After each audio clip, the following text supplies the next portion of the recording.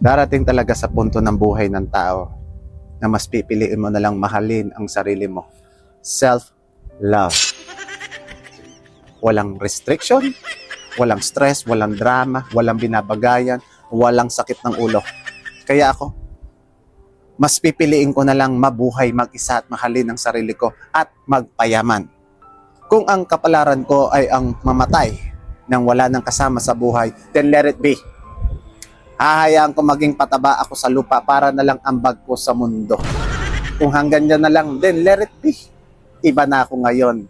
High value man. Hindi na ako basta-basta na nakukuha ng mga babae ngayon. Yung mga magaganda, don't me. Pag may babaeng mapilit, gusto makipagkilala sa akin, itataboy ko.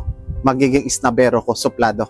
Kung mapilit talaga siya, black ay ang abot niya. Kung kokornerin niya ako, talagang gusto niyang mapilit, magiging ibon akong malayang lilipad para makatakas sa tukso.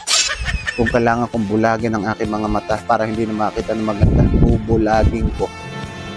Kung ang dila ko kailangan kong putulin para hindi na makapambol, puputulin ko.